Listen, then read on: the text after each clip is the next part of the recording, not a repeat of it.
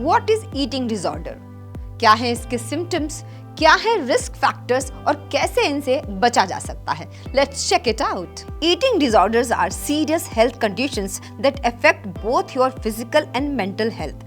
These conditions include problems in how you think about food, eating, weight, and shape, and in your eating behaviors.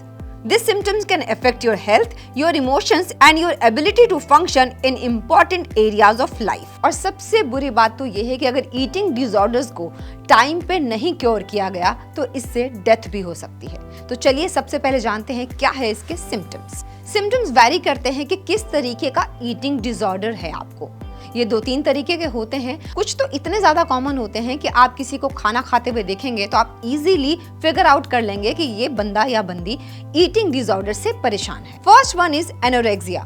अब इसमें होता क्या है कि इंसान अपने बॉडी वेट को लेके, अपनी कैलोरीज को लेके इतना ज़्यादा सतर्क रहता है कि मुझे ये नहीं खाना है, मुझे शेप में रहना है, मुझे कैलोरी बर्न करनी है, और इतना ज़्यादा पतला हो जाता है, इतना अनहेल्दी हो जाता है कि उसको बहुत सारी बीमारियां हो जाती हैं, क्योंकि मेंटली भी वो बहुत स्ट्रेस रहता है कि कहीं ये खाया तो वेट तो नहीं बढ़ जाएगा, अगर मैंने ये वाला एक्स्ट्रा खा लिया, अगर मैंने कोई एक्स्ट्रा नट भी खा लिया तो ऐसा तो नहीं कि मेरा बॉडी वेट बढ़ जाएगा। और इसकी वजह से वो मेंटली स्ट्रेस होता है और कई बार बहुत सीरियस प्रॉब्लम्स हो सकती हैं। कभी कभी ऐसा भी होता है कि लोग खा लेते हैं, फिर जब उनको बॉडी शेमिंग होने लगती है तो वो इतना ज़्यादा एक्सरसाइज करने लगते हैं, इतनी ज़्यादा डाइटिंग करने लगते हैं कि इससे कई बार डेथ तक हो जाती है। इसलिए इस बात का बहुत ज़्यादा ध्यान रखने की ज़रूरत है। Second one is bulimia. It is also life threatening eating disorder. इसे बुलिमिया नर्वोसा भी कहा जाता है। अब इसमें क्या होता है कि हम खा तो लेते हैं क्योंकि हमें आदत है कि हम फ्रीक्वेंटली कुछ ना कुछ खाते रहें, चाहे हमें भूख हो या हमें भूख ना हो, हमें बस खाना है, हमें बस दिख जाना चाहिए, हमें मंचिंग करने की आदत होती है। अब इसमें क्या होता है कि जो लोग इस तरीके से खाते हैं उसके बाद ना उनको थोड़ी देर बाद या एक दिन के बाद ना गिल्ट होना शुरू हो जाता है कि ओहो, मतलब ये मैंने क्यों खा लिया, ये मुझे नहीं खाना चाहिए था। उसके बाद वो किसी तरीके से अपने आप को इतना स्ट्रेस कर लेते हैं, इतना स्ट्रेस्ड कर देते हैं कि उनको किसी भी तरीके से वो जो कैलोरी आई है उनके अंदर उसको कट करने की होड़ लग जाती है। और इसमें कई बार बहुत गलत कदम उठा लिए जाते हैं, जैसे कि फिर आप 1 हफ्ते तक कुछ नहीं खाएंगे, फिर आप मैं ये नहीं खाऊंगा, मैं वो नहीं खाऊंगा। वो जो शुरू हो जाता है वो सीधा हेल्थ को इफेक्ट करता है और इससे भी कई बार बहुत सीरियस हेल्थ इश्यूज हो जाते हैं। Causes. The exact cause of eating disorder is not known. ये किसी भी वजह से हो सकती है, जैसे जेनेटिक्स। अगर घर में किसी को इसी तरीके के खाने की आदत हो तो ये हम धीरे धीरे क्या होता है देखते देखते उसको डेवलप कर लेते हैं।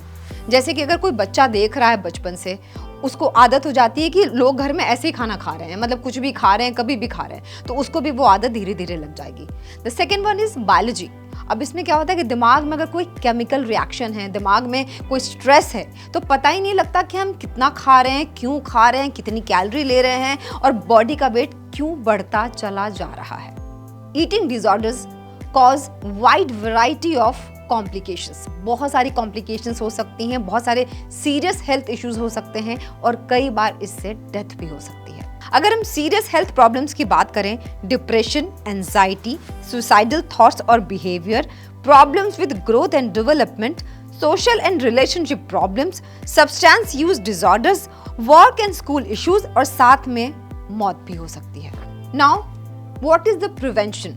अब प्रिवेंशन की बात करें तो वैसे तो प्रिवेंशन करने के लिए बहुत सारी चीज़ें हैं, लेकिन सबसे इम्पॉर्टेंट बात यह है कि आप जो खाना खाएं उसमें आपकी डाइट बहुत हेल्दी होनी चाहिए, जैसे कि फ्रेश फ्रूट्स होने चाहिए, वेजिटेबल्स होने चाहिए, दालें होनी चाहिए, और जो भी आप खाना खा रहे हैं आपको पता होना चाहिए कि वो आपकी बॉडी के लिए बिल्कुल सही है। Number 2, get enough physical activity. आपको अपने आप को किसी भी फिजिकल एक्टिविटी जैसे swimming, yoga, gymming, cycling, brisk walking, किसी भी एक एक्सरसाइज में जरूर इंडल्ज करना है। यानी कि आपको अपने लिए कम से कम आधा से 1 घंटा रोजाना निकालना है कि आप कोई फिजिकल एक्टिविटी कर सकें। ये आपके लिए बहुत हेल्दी होगा।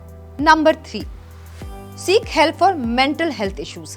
अभी भी हमारे यहाँ एक टैबू है कि अगर मेंटल हेल्थ खराब है तो कोई डॉक्टर के यहाँ नहीं जाता, लेकिन अगर आपको मेंटल हेल्थ से जुड़ी किसी भी तरीके की छोटी सी भी प्रॉब्लम है तो प्लीज़ डॉक्टर के पास ज़रूर जाएं, क्योंकि ये बाद में स्ट्रेस, एंजाइटी बन के आपकी तबीयत ज़्यादा खराब कर सकता है और बहुत सारे सीरियस हेल्थ इश्यूज हो सकते हैं। लेकिन अगर आपके आसपास, आपकी फैमिली में, आपके फ्रेंड्स में किसी को भी आपको लगता है कि उनके खाने का जो पैटर्न है वो थोड़ा ऊपर नीचे है, या वो बहुत एबनॉर्मल तरीके से ज़्यादा खा रहे हैं या बिल्कुल नहीं खा रहे हैं, तो प्लीज़ डॉक्टर से संपर्क ज़रूर करें। और ऐसे ही हेल्थ से जुड़ी खबरों के लिए पढ़ते रहिए www.news9live.com।